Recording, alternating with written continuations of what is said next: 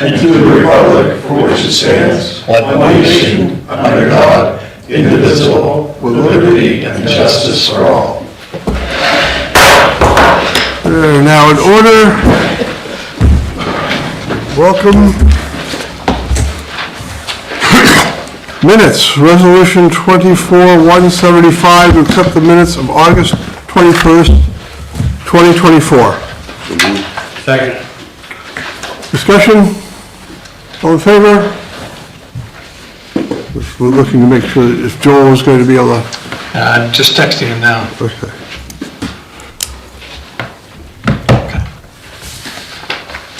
I will carry on.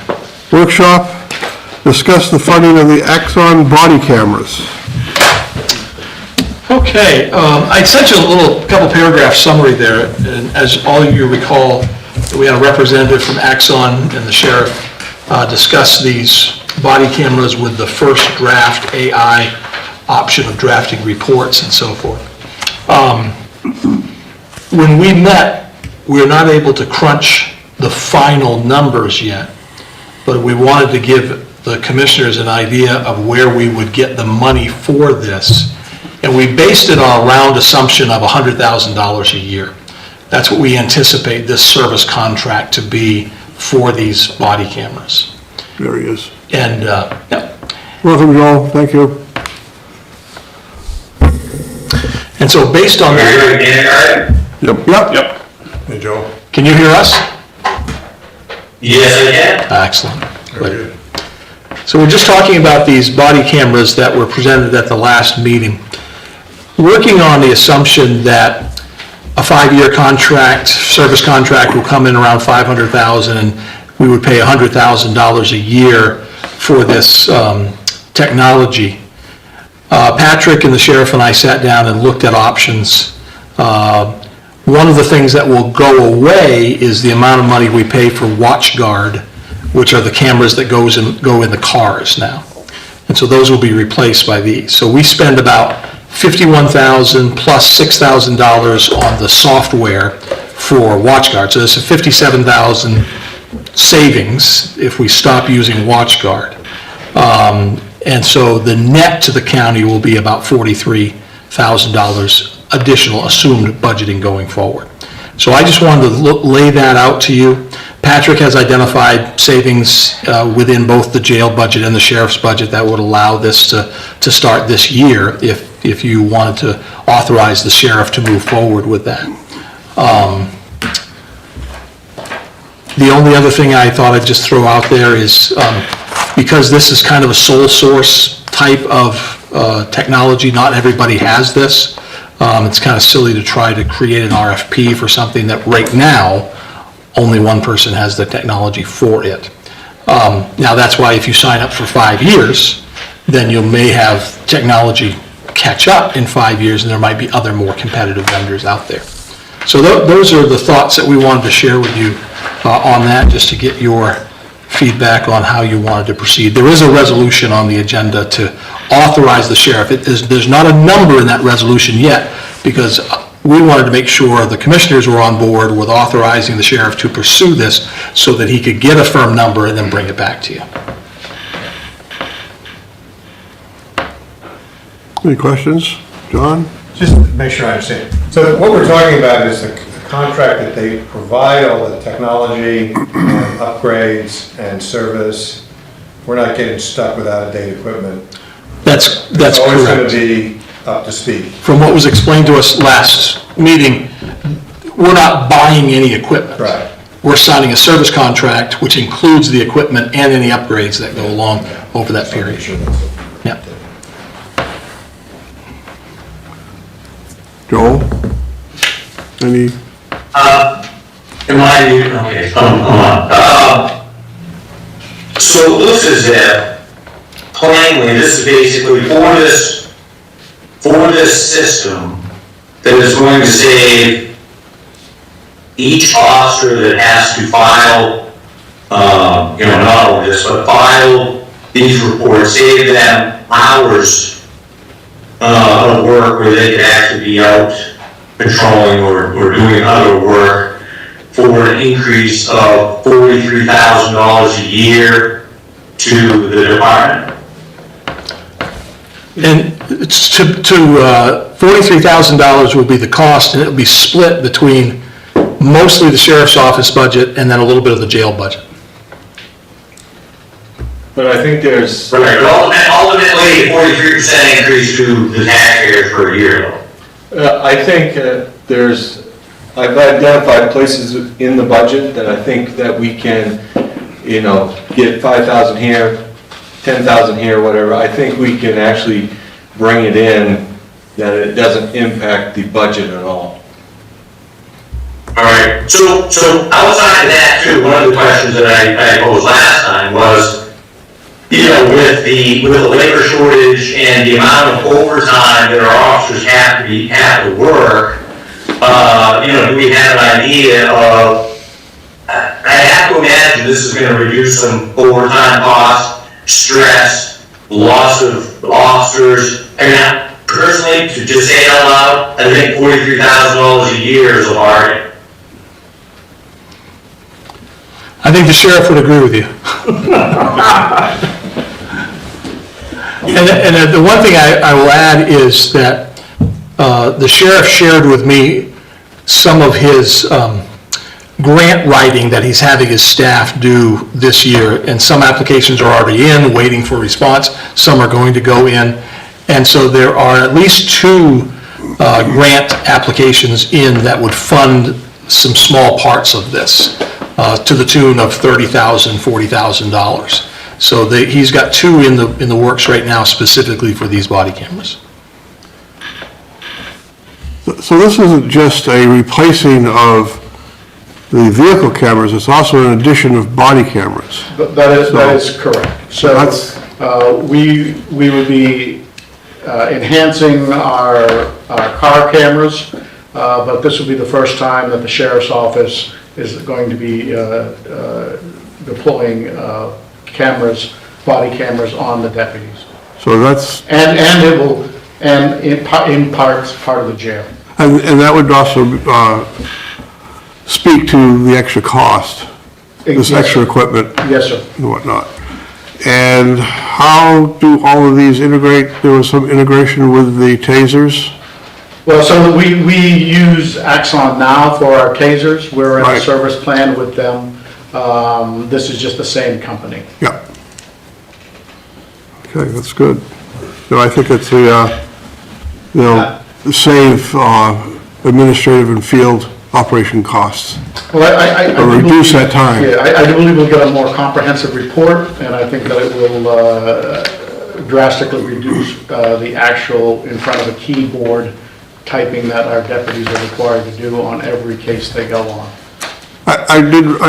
There was an article in the newspaper about Axion and this, and I wrote a letter to the editor, which hasn't been published, but I did send it to you, Yes, Sheriff. I did read that, Commissioner. And Administrator Curtis was not able to open it.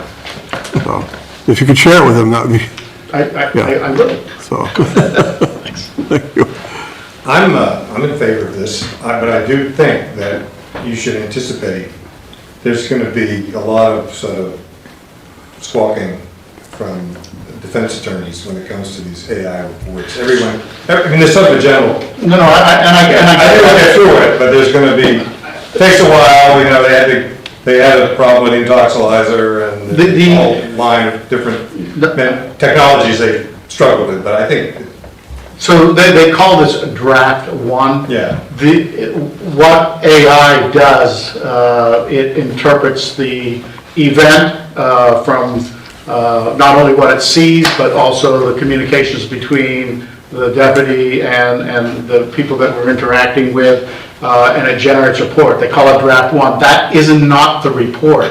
The deputy is required to still review the report in its entirety and is obligated to make corrections before signing it. To me, it's no different than larger municipalities, their patrol force dictate into a tape recorder, and a secretary does that transcription. Have you discussed this with District Attorney? There has been some communications with the district attorney. Again, they understand the concept of draft Yeah, one. but then, I mean, I understand, I don't want to spend a lot of time on it, but there's gonna be somebody who's gonna say this is crazy. Oh, there already You is. have to, There already is. no matter how sensible it is. Right. But if the DAs are gonna support you, you should be fine. Right. I think it's the evolution. I think you still have to move forward carefully, but it is taking advantage of the technology that's available to us now and maximizing our patrol force. You all didn't read that article. The officer that was in that article said it was the most accurate report he's ever seen.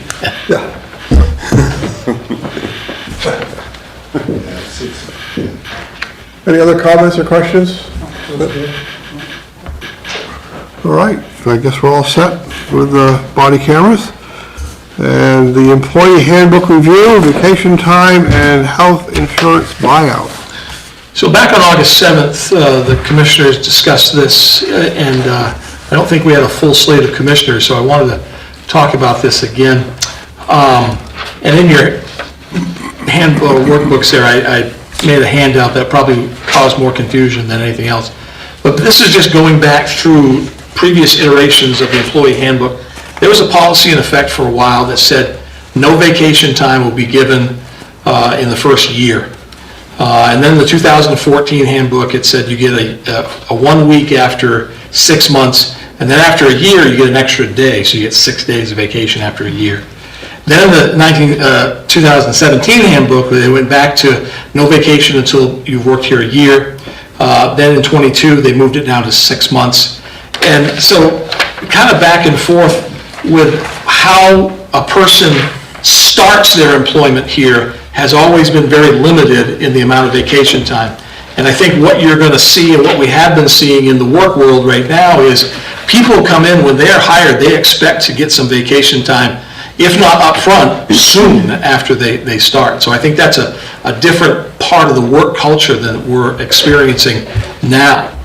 And then on the other ends of the spectrum, we've gone back and forth over the years of this threshold of 7 weeks of vacation, 280 hours earned for longtime employees that stay here for 20 years. The count as of today was 7 employees, non-union employees, that are at this threshold of 280 hours. So I saw a survey done by the town manager of Norwalk recently on county and town managers had the amount of time they'd been a manager, salary they made, and I was interested in vacation time as they reported it. And so when you break up the averages, and there was 26 in there, 26 different managers, the average time on the job was 12 years. The average vacation was 4.2 weeks. So even at 12 years in our certain setup right now, that's five weeks of vacation. And so I'm not saying that we're too heavy on vacation, but I am saying I would recommend maybe we look at a shift and try to grandfather that 7 week level. Let the folks that have earned it keep it. But as people get to that 20th year, they're kind of capped out at that 6 week of vacation. Because frankly, it is a little bit of pressure on some longtime employees to try to take that much vacation if they're rolling over 4 weeks at the end of that time. So I will say, from what Leanne and I have looked at recently, the employees are managing their vacation time better, and department heads are kind of staying on top of that. But at the bottom of that second page that I provided there, I put a recommendation, say maybe we should pull back the time that a new employee waits for vacation time to 90 days. And then after 90 days, they get 1 week vacation. Then after 1 year, they get 2 weeks vacation. And then kind of cap the service at 15 years at 6 weeks of vacation. So that's my recommendation. One other thing came to my attention today, and that's how the county deals with earned vacation time for certain elected positions, such as the Register of Probate, the Register of Deeds. In the past, it was just determined to be that person was elected to their position. They didn't really earn any vacation time. I don't know if you earned vacation time as you were the probate judge. I was always on vacation. Yeah. Maybe you're not the best example to refer to. So that may be something to be talked about in the future, but I thought I'd just lay that out to you as a recommendation. If you were to make any official changes, I would wait until January 1st, 2025, because what I'd like to do is get this whole handbook reviewed in detail with you folks, and then have you do say, yes, this is the handbook. Because right now we're still functioning under the current handbook, so these changes I'd like to finish up before the rest of the end of the year. Any thoughts or comments on vacation time and what was recommended? I probably ask this question every time, but I want to make sure I understand it. So if you're, for example, a tenured employee, you're entitled to 25, as it stands right now, you get 5 weeks of vacation. But if you don't take them all, you can only carry 15 days Correct. forward to the next year. Right. And do we have any read at all on how much of, just, I don't know if you can generalize on this or not, how much vacation time is not used and carried forward? People, they keep it, it's a priority to them, and one of the things that we were doing today was reaching out to department heads saying, hey, you've got some people that are coming close to losing time. According to the policy, if you're over a certain amount on your anniversary date, it just goes off the books. So we're working with the department heads to make sure that they know when their employees are getting close and they have these conversations.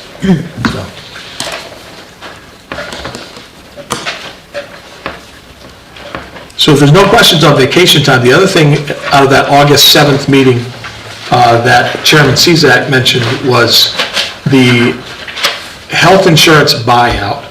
Currently in the handbook and the commissioner's policy is to offer a buyout that's equal to 4 months worth of the baseline premium for an individual coverage.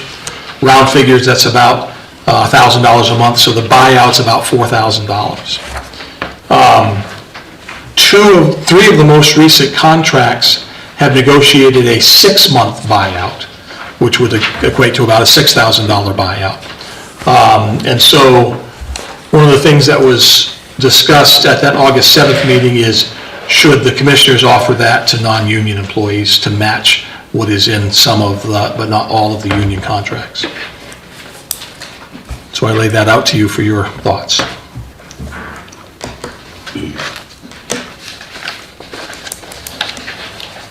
Any thoughts at the moment? How many non-union employees have opted out before? So how many non-union employees take the health insurance buyout? Right. I'm gonna guess, I think I saw 17 on one report. That was way back when we were doing the budget, so that's a guess. Well, I don't think it's 17 non-union. I think it's 17 total. Okay. Non-union. I had a guess, maybe 4 or 5. I thought it was higher than that. Okay. So somewhere between 4 and 17.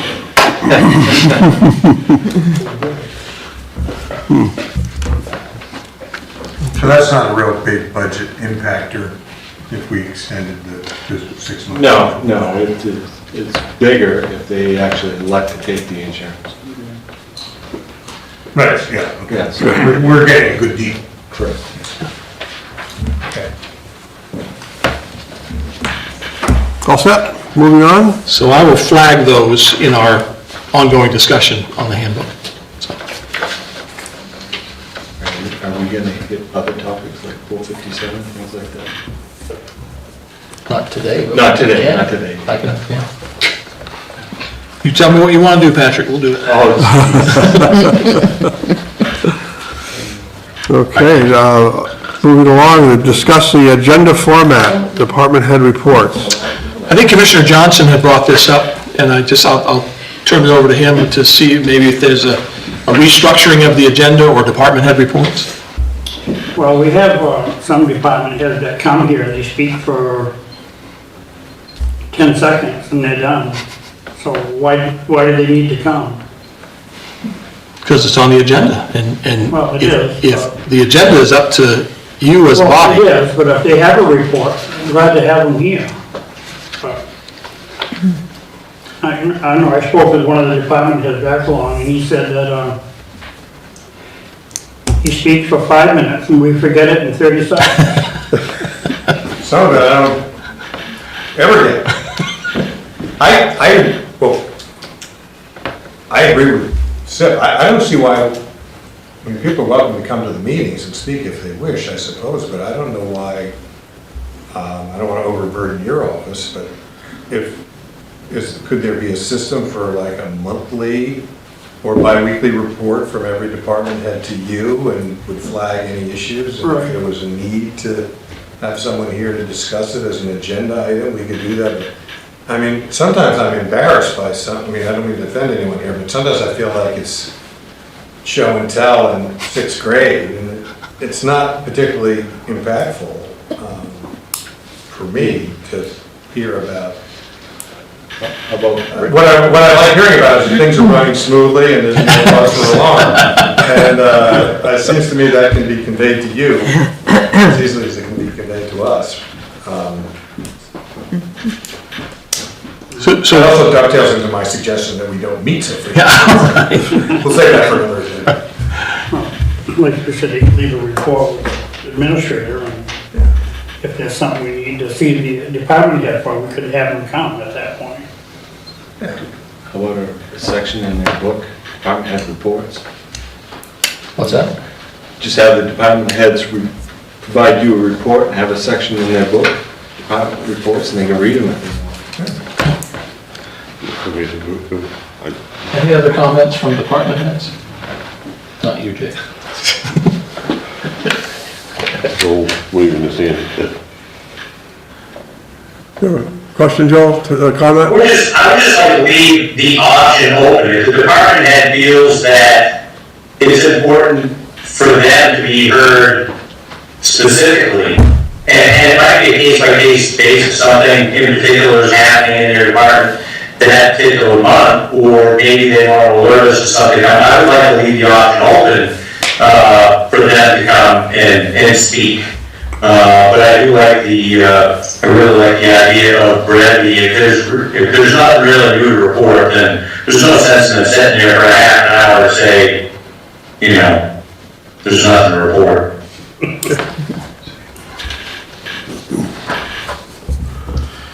Well, I think we can try to set up some sort of email where they can submit a brief report to me by the Thursday, and then on Friday, when I send out your packets, you can have it.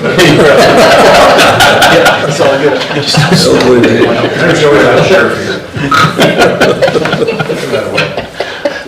Well, and obviously, if there are hiring decisions that are on the agenda as resolutions for that department, the department head should probably be here to take any questions. If there's capital expenditures, that department head should be here to take any questions. But I think the general run-of-the-mill reports we could do by email, so.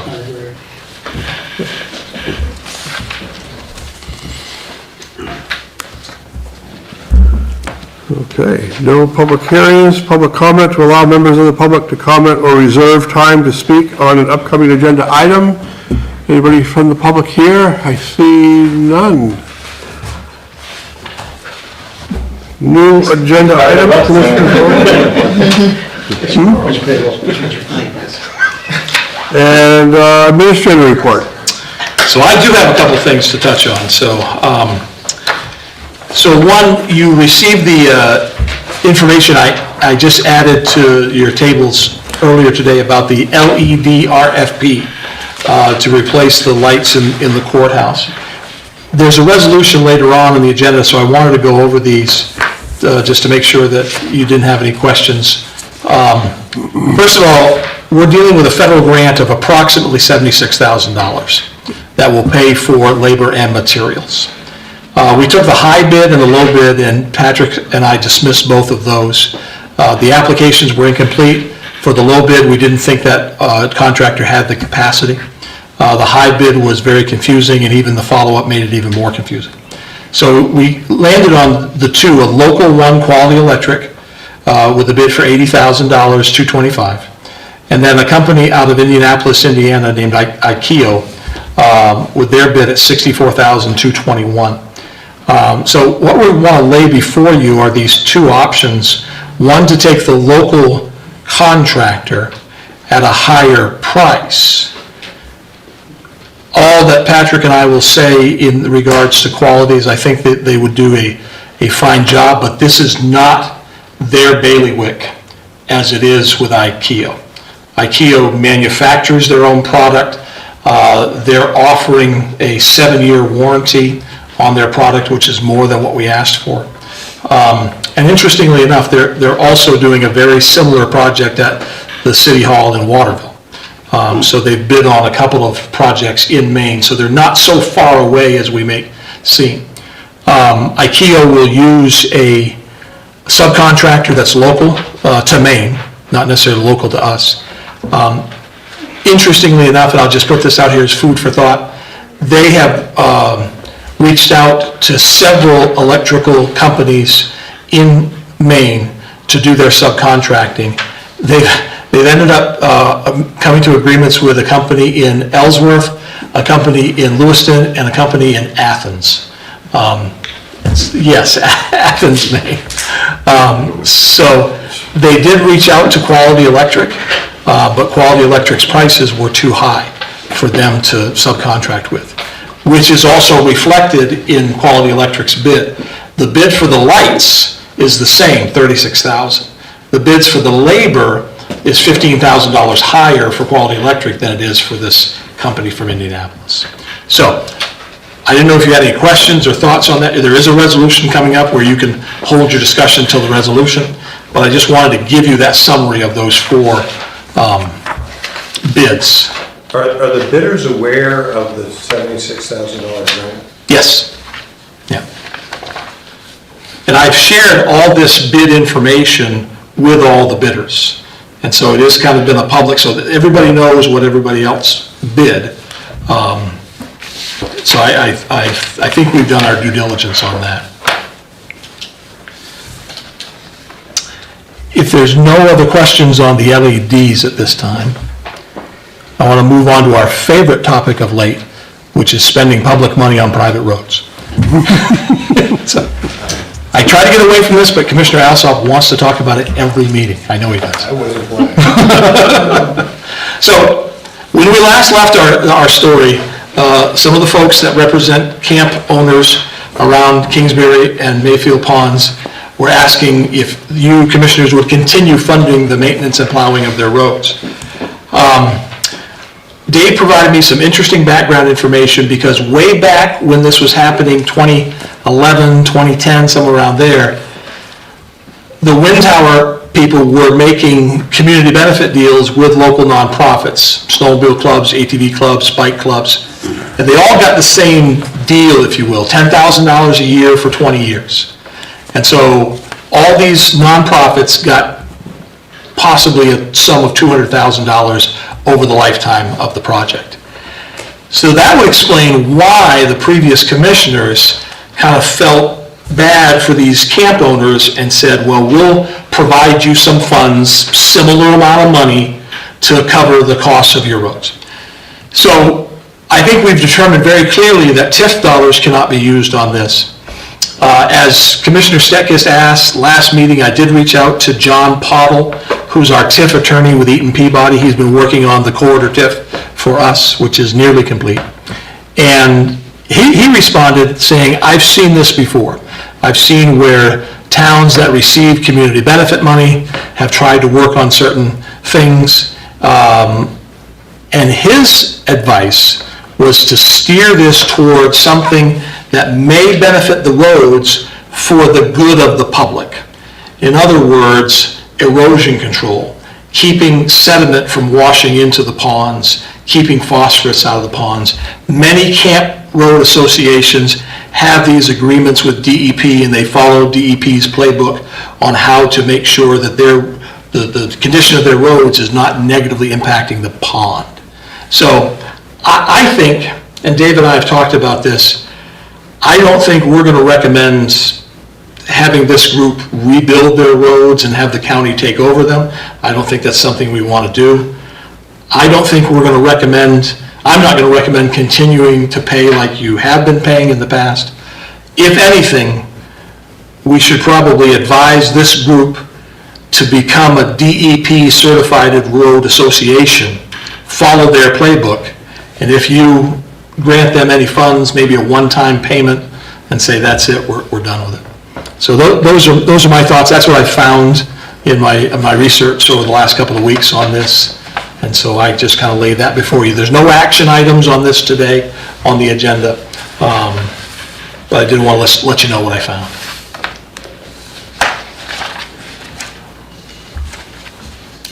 Any discussion or comments? Hey, Joel? So I guess my question more than anything is it actually our place to create this for them? I know in the last meeting, I recommended to the three folks that came to us that, you know, they get together with their neighbors and, you know, put their heads together and find a way of doing this. I have no problem, you know, giving them this information for them to pursue, but I don't really feel, and I don't think that's what's recommended, is that it's our place to sort of line them up or, you know, assist them in going through all this. If it's something that they think is going to be beneficial to them, it ought to be on them to, you know, do the work and research and you know, I'd be happy to have the emails that we got and some of the information that we got passed along, but I guess that's where we're at.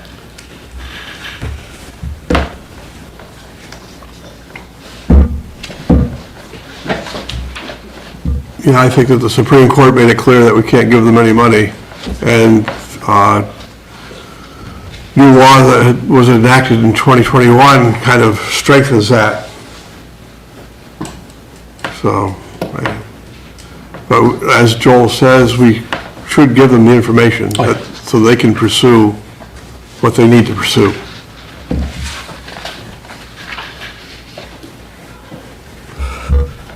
Any other questions or comments, concerns? Then we can move on to finance reporting. Are you all done with the administrative report? I am, thank you. I thought you saved the best for last. We've roughly got 2 months underneath our belt in the FY 2025. If you just look at the statements, general fund is favorable by $554,000. But if you've taken a look at some of my comments that I made on the different departments, there's a saying in there called, the rest of the favorable variance is due to timing.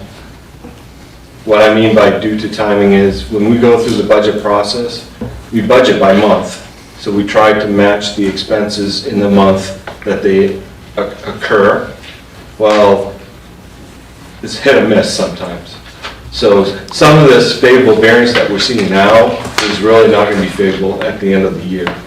So I feel currently that the general fund is rated around $200,000 actually favorable.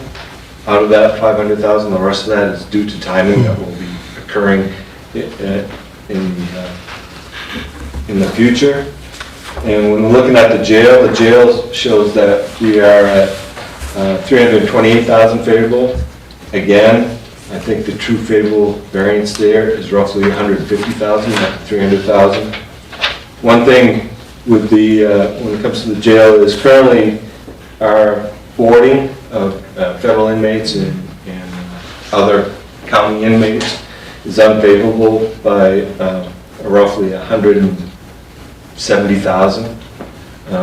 We're running about 25 federal inmates when we budgeted 35, and we're running around 11 other county inmates when we budgeted 15. But we're talking to the sheriff of the emails today with this sheriff has sent out our boarding inmate account as of today is relatively at plan. So this might be just a blip for the first couple months, but it's something that we should keep monitoring throughout the year. And that unfavorable variance is offset by the labor being 323,000 favorable. So currently, the jail is about 150,000 favorable. And when it comes to the UT is even harder when it comes to hitting things, and it's at 140,000 favorable, but I can't tie any of that as an actual favorable variance. It's mostly just due to timing. And that's what I have. We are going to, we've been in contact with the auditors. I have provided them with all the information they've requested. We do have, in the middle of October, they're supposed to be on site, but we'll see. I think we'll be able to provide them all the information in the next month. So hopefully we'll get this wrapped up sooner than later, and they may not even have to come on site.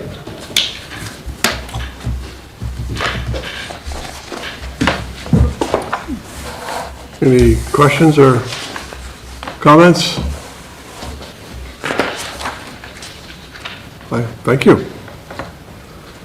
Let's see who's here. I'll go right to the sheriff. I want to first of all introduce our new jail administrator, Major Michael Welch. He came to us out of programming. I'm looking forward to working with him and just bringing a lot of new ideas on how we're going to evolve programming and our continuous deficiency in hiring personnel to do the job. So, but I'm excited to have him on board. Other than that, patrol had 480 calls. We're still having troubles finding out why the Tahoes have been recalled. Detectives were involved in a kilo of cocaine bust this past week, where they're investigating 2 major crashes, and we have 3 deputies who are in their second week at the Maine Criminal Justice Academy.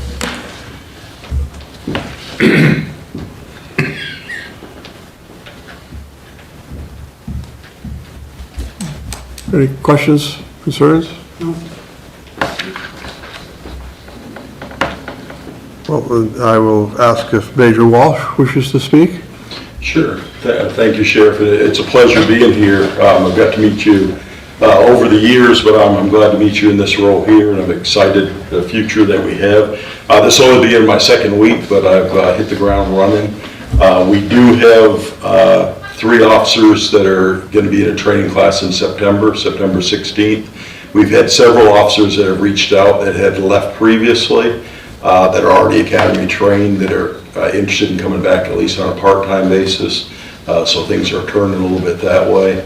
I'm also spending time meeting with our officers to find out, as far as pros and cons, how they found their training, the newer officers, what we can do to make changes.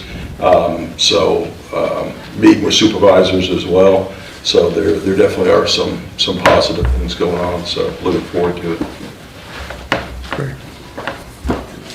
Thank you. Any questions or? All right. And Tammy? Had 7,322 calls for service in August. Almost 2,100 of those were 911 calls. Submitted an application to co-locate. I submitted the application to the state of Maine to co-locate on Moose Mountain. We had a preliminary meeting with them, and that went well, so we're hoping to be moving forward with that. We already have the licensing in place, so it's just equipment, and hopefully get that in by fall, the whole winter. The generator at the courthouse, the final leg of that install is going to be this Saturday. They ran into a few boo-boos with that this past Saturday, so that is outside if you haven't seen it, and they're just finishing hooking it up and getting it functioning. We'll be having our friendly caller fall luncheon September 24th at noon, and folks are welcome to attend if you like. That's where we meet with our friendly callers that check in with us daily to make sure that they're doing okay. That's about all that's than the day-to-day stuff. Thank you. I have a question. Tammy, I know Tim's getting a hold of you about the Madison radios.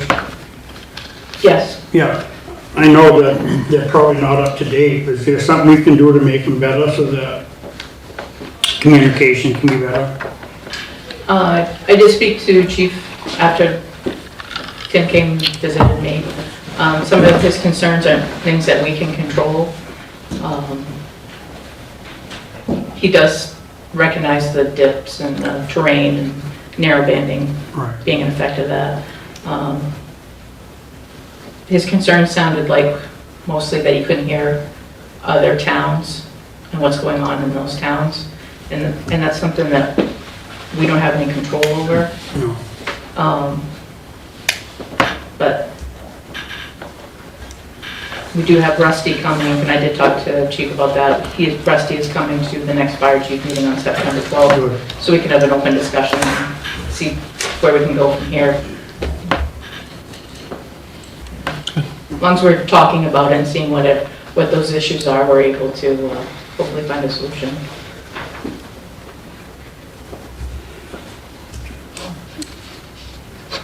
Any other questions or comments?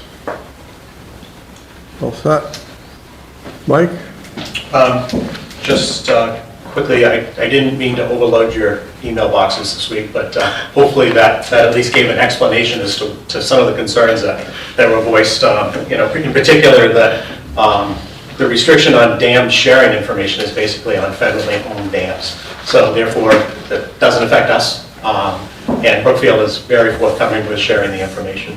Commissioner Cezak, I have a complete binder about this thick with the entire Kennebec River system in it with inundation maps from each one of the dams. Yeah. If we could maybe get together some point and take a look at it. I didn't bring it today because I didn't think we were going to go through it today. Yeah. And then I also have the same size 3-ring binder that will address Sabumic and Cockagamic and all of those on that side, which will actually affect the Penobscot River as opposed to affecting the Kennebec River. So those we have, and we can take a look at those at any time. Oh, good, great. I will just say from the exercise, the functional exercise that we had for Harris Dam, there were several takeaways. I think the biggest takeaway for me was they originally said that we had about 50,000 cubic feet per second of water coming down. Didn't seem like that was a big concern because in Skowhegan last December we had 160,000 cubic feet going over Weston. However, the real eye-opener is at the point that Harris Dam breaches, we have a 57-foot wall of water hitting the base of that dam. And 1.5 miles downstream at Cary Takeout, we still have 37 feet of water. So, that there changed everything from being a rescue to a recovery. Because anybody that's on the river, and we ran it in real time. And we ran it at 10:15 in the morning when people were on the river rafting, they were setting out. So I mean, that becomes a recovery quite a ways down from the dam, in looking at numbers. So I think that was probably the biggest takeaway for me. I think for the towns, one of the things that they took away from it was that we have availability to GIS notifications, GIS-based notifications. So therefore, we can notify the state in the event of, let's say, Harris Dam breaches.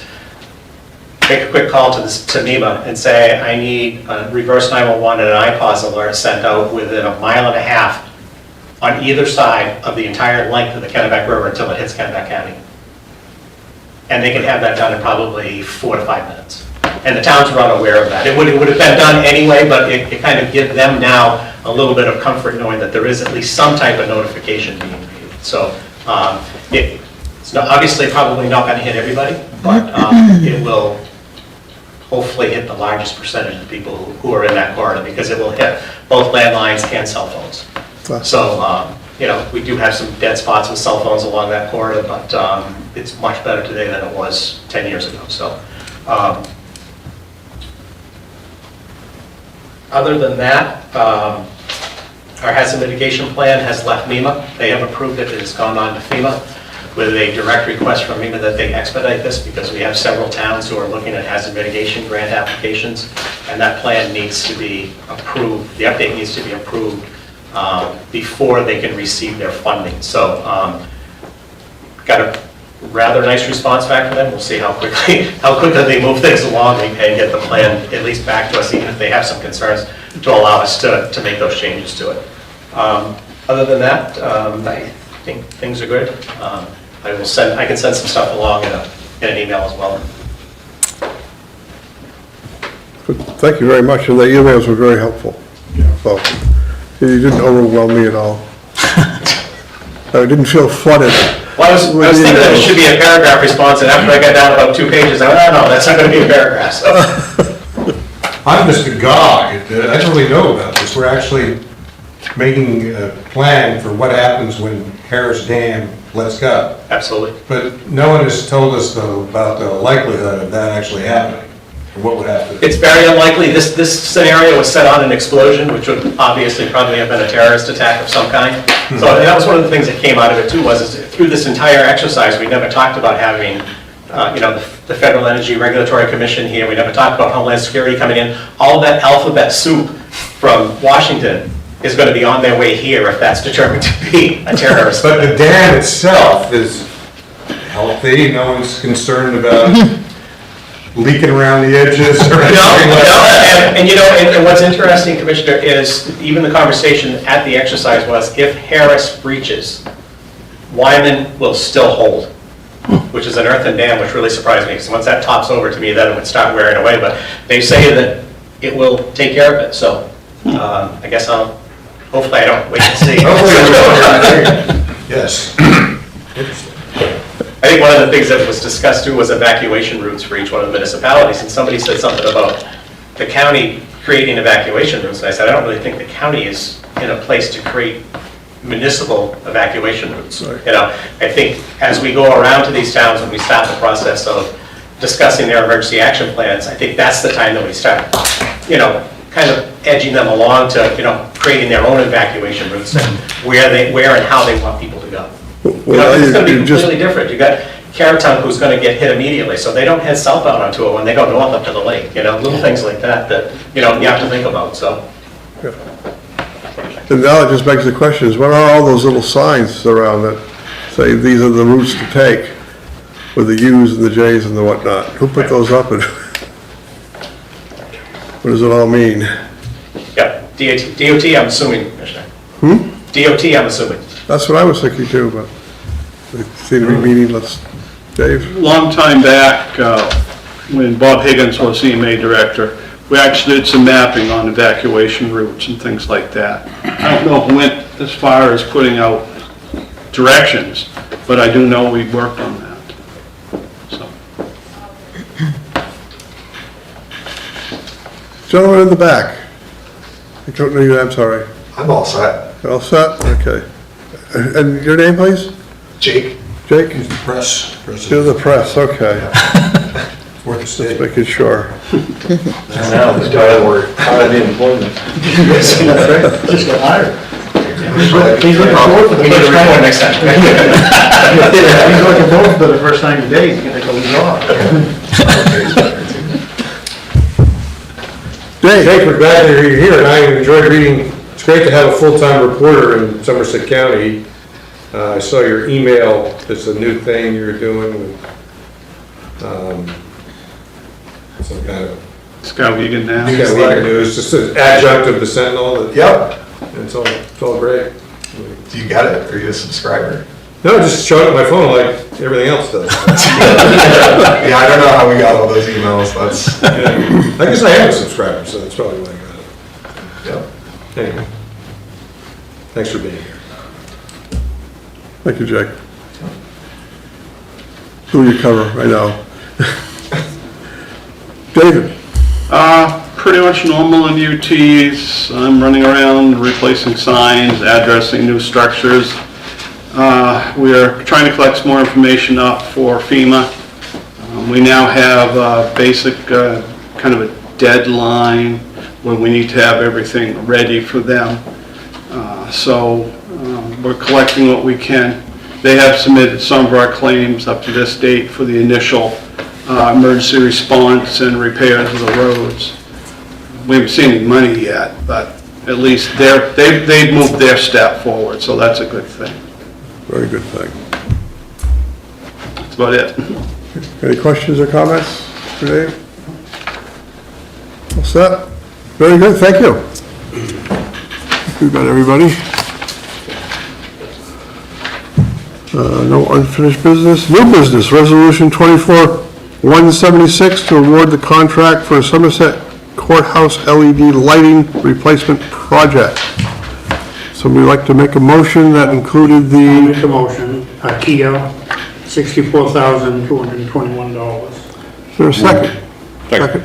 Thank you. Is there discussion? So, seeing no discussion, all in favor of IKEA? IKEA or whatever? Yep. Thank you. Are you in favor? No? Not in favor. Any opposed? Are you opposed, Joel? No, he voted. I am not. I just want to make sure that you saw my yes. Thank you. I thought I had, but then I saw, after I was going away from the yeses. And then opposed? One opposed, no abstentions. Okay. So, 4-1, it carries. Resolution 24-177 to authorize the sheriff to move forward with Exxon service contract for body cameras. So move. Second. Discussion. All in favor? Let's go. Thank you.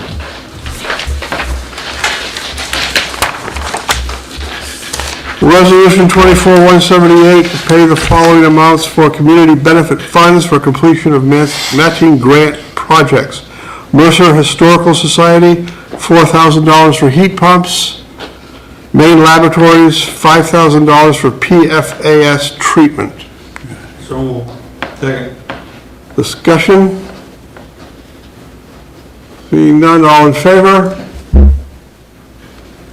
Any opposed? I'm sorry, Joel, were you in favor or opposed? His hand was up. I saw your hand go up, I didn't catch if it was in favor or opposed. I was in favor. Okay, thank you. I wrote him down as in favor anyway, so. Yeah, I might as well go along with him. Okay, so we're good, thank you. Resolution 24-179 to approve the hiring of Shelby Ames as patrol deputy for the Somerset County Sheriff's Office. So move. Second. Discussion? All in favor? So go, thank you. Capital reserves, unorganized territory warrants, resolution 24-180 to approve the treasurer's warrant for general fund, Somerset County Jail, and unorganized territories for a total of $210,982.04. So move. Second. Discussion? All in favor? Let's go. Thank you. Miscellaneous discussion items, commissioners only? Anything? No?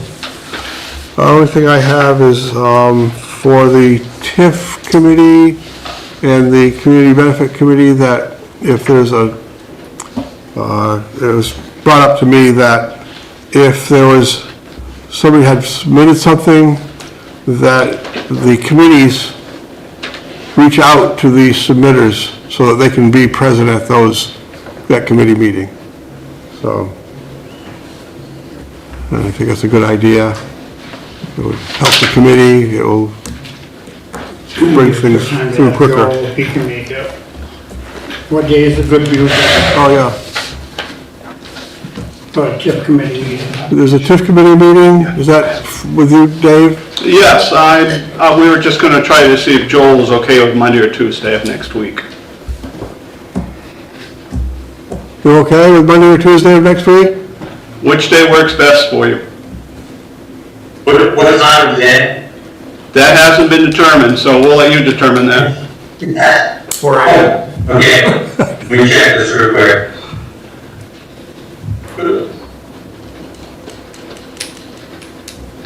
Tuesday or next week.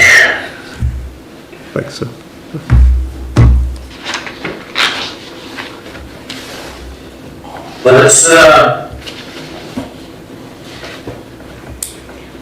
Monday the 9th?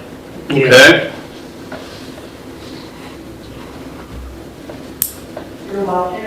Time?